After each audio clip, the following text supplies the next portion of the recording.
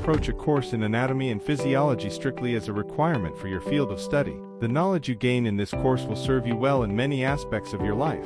An understanding of anatomy and physiology is not only fundamental to any career in the health professions, but it can also benefit your own health. Familiarity with the human body can help you make healthful choices and prompt you to take appropriate action when signs of illness arise. Your knowledge in this field will help you understand news about nutrition, medications, medical devices, and procedures, and help you understand genetic or infectious diseases. At some point, everyone will have a problem with some aspect of their body, and your knowledge can help you to be a better parent, spouse, partner, friend, colleague, or caregiver.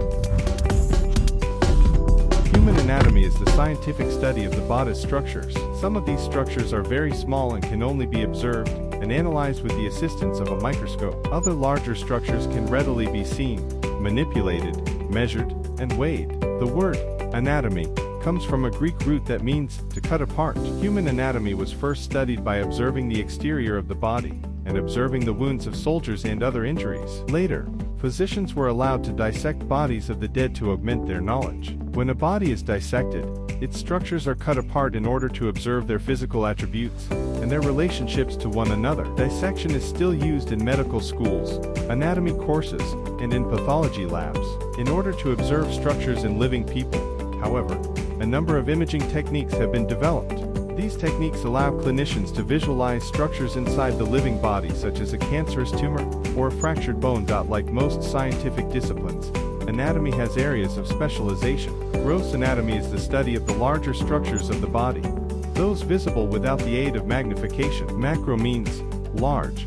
Thus, gross anatomy is also referred to as macroscopic anatomy. In contrast, micro means small, and microscopic anatomy is the study of structures that can be observed only with the use of a microscope or other magnification devices. Microscopic anatomy includes cytology, the study of cells, and histology, the study of tissues. As the technology of microscopes has advanced, anatomists have been able to observe smaller and smaller structures of the body, from slices of large structures like the heart, to the three-dimensional structures of large molecules in the body. Anatomists take two general approaches to the study of the body's structures: regional and systemic. Regional anatomy is the study of the interrelationships of all of the structures in a specific body region, such as the abdomen. Studying regional anatomy helps us appreciate the interrelationships of body structures, such as how muscles, nerves, blood vessels, and other structures work together to serve a particular body region. In contrast, systemic anatomy is the study of the structures that make up a discrete body system,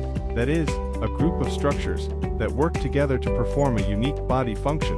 For example, a systemic anatomical study of the muscular system would consider all of the skeletal muscles of the body. Whereas anatomy is about structure, physiology is about function. Human physiology is the scientific study of the chemistry and physics of the structures of the body and the ways in which they work together to support the functions of life. Much of the study of physiology centers on the body's tendency toward homeostasis. Homeostasis is the state of steady internal conditions maintained by living things. The study of physiology certainly includes observation, both with the naked eye and with microscopes, as well as manipulations and measurements. However, current advances in physiology usually depend on carefully designed laboratory experiments that reveal the functions of the many structures and chemical compounds that make up the human body. Hey, that's it for today's video on the introduction and overview of anatomy and physiology. Hope you found it helpful. If you did, be sure to like, subscribe, and hit that notification bell.